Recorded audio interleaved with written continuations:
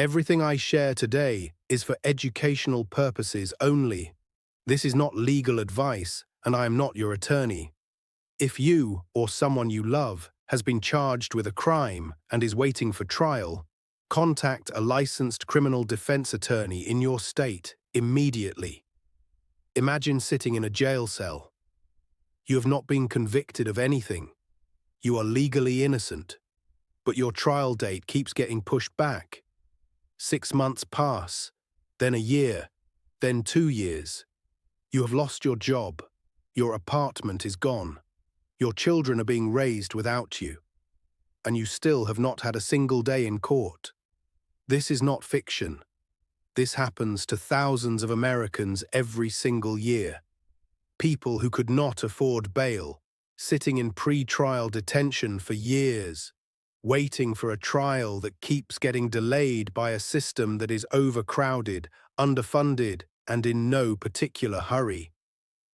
The Constitution has something to say about this, and today I am going to explain exactly what your right to a speedy trial means, when the government violates it, and what happens when they do. The issue: when someone is charged with a crime in America, they do not go to trial the next day. The legal process takes time. Evidence must be gathered. Attorneys must prepare. Courts have crowded dockets. Some delay is inevitable and legally acceptable. But the Constitution draws a line. At some point, delay stops being reasonable and becomes a violation of your fundamental rights. The legal question is, where exactly is that line? How long is too long? And what remedy exists when the government crosses it? The law.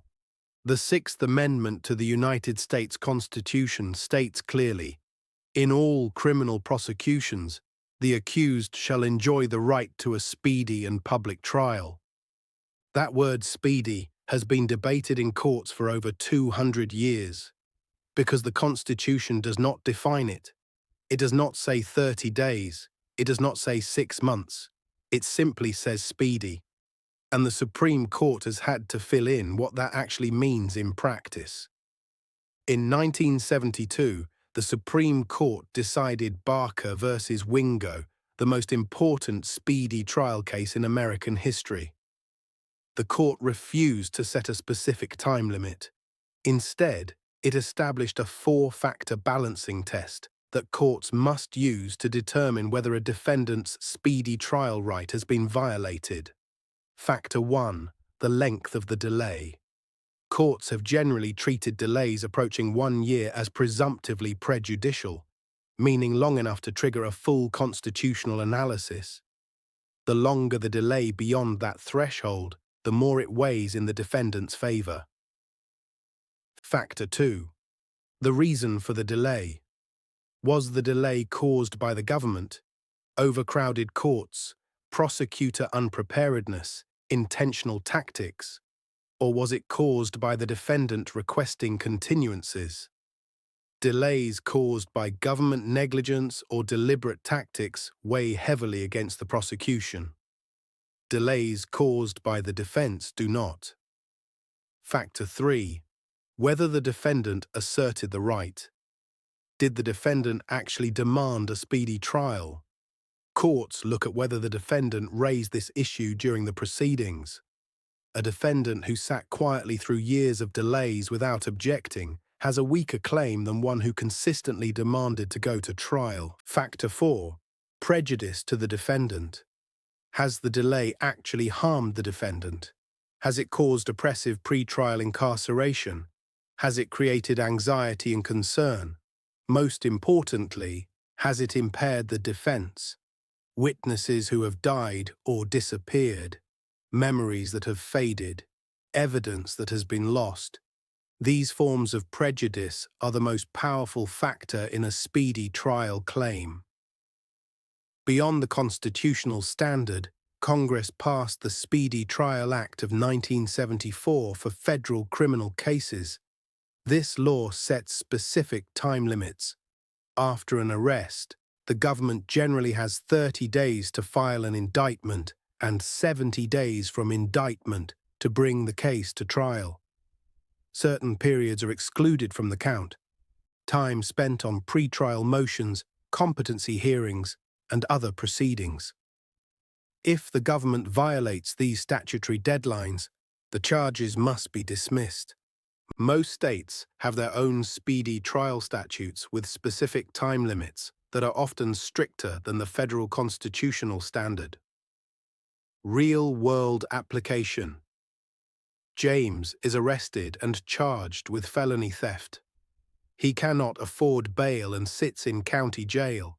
His public defender requests several continuances to prepare the case. The prosecution also requests delays, citing an overcrowded court docket. 14 months pass. James is still in jail, still unconvicted. His employer filled his position. His apartment was lost after 3 months. His children moved in with relatives. At the 14-month mark, James's attorney files a motion to dismiss based on a speedy trial violation. The court applies the Barker versus Wingo 4-factor test. Length of delay, 14 months. Presumptively prejudicial. Factor weighs for James. Reason for delay, mixed. Some delays were requested by the defense, but the majority were caused by court congestion and prosecution scheduling. Factor partially weighs for James. Assertion of the right. James's attorney did not formally demand a speedy trial until the motion to dismiss. This weakens his claim. Prejudice. James has suffered 14 months of pre-trial incarceration. He has lost his job and his home. One key witness for the defense has moved out of state and cannot be located. The prejudice is real and documented. The court weighs all 4 factors together. Depending on the jurisdiction and the specific judge, this case could go either way. That uncertainty alone illustrates how imprecise the speedy trial right actually is in practice. Common mistakes. The first mistake is never formally asserting the speedy trial right. Many defendants and even some attorneys allow delays to accumulate without ever filing a formal demand for speedy trial. Under the Barker analysis, failing to assert the right weakens the constitutional claim significantly. If you want a speedy trial, say so formally and put it in the record. The second mistake is requesting continuances and then claiming a speedy trial violation. Every continuance your defense attorney requests is time that counts against your speedy trial claim. Sometimes continuances are strategically necessary, but you must understand that each one you request chips away at your ability to later argue the delay was the government's fault. The third mistake is not documenting prejudice in real time. Lost jobs, lost housing, family separation, mental health impact, witnesses becoming unavailable. All of this must be documented as it happens. Waiting until the motion to dismiss to try to reconstruct the harm is far less effective than building a contemporaneous record of prejudice throughout the proceedings. The fourth mistake is assuming that a speedy trial violation automatically results in a dismissal with prejudice. When a court finds a speedy trial violation, the remedy is dismissal of the charges. But courts distinguish between dismissal with prejudice, meaning the charges are gone forever, and dismissal without prejudice, meaning the government can refile. The severity of the violation, the seriousness of the charges, and the degree of prejudice all factor into which type of dismissal the court orders. The fifth mistake is confusing the constitutional right with the statutory right. The Speedy Trial Act in federal court and state speedy trial statutes have specific deadlines and specific remedies. These are separate from the constitutional claim and often easier to establish because they involve specific countable days rather than a subjective balancing test. Your attorney must analyze both. Your action steps. 1.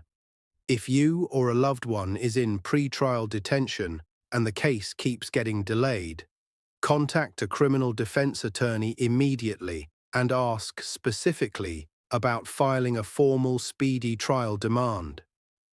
Getting that demand on the record as early as possible strengthens any future constitutional claim. 2. Keep a detailed written record of every delay, every continuance, and who requested it. Date, reason given, and who was responsible. This record becomes critical evidence if a speedy trial motion is ever filed. 3. Document every form of prejudice in real time. Job termination letters, eviction notices, medical or psychological treatment records, statements from witnesses who become unavailable. Build this record throughout the case, not after the fact. 4. Ask your attorney to specifically analyze both the constitutional speedy trial right under Barker v. Wingo and any applicable state or federal statutory speedy trial deadlines. These are two separate legal arguments and both should be evaluated. 5. If charges are dismissed for a speedy trial violation, consult an attorney immediately about whether the dismissal was with or without prejudice and what your options are going forward. If the government refiles, your speedy trial clock begins running again. The Sixth Amendment promised you a speedy trial because the founders understood something fundamental. Justice delayed is justice denied. A person sitting in a jail cell for years without a conviction is not justice. It is punishment before proof. Know this right. Assert it. And share this with someone whose loved one is sitting in a cell right now, waiting for a trial date that keeps moving further away. For any real legal situation, always speak with a licensed criminal defense attorney in your state immediately.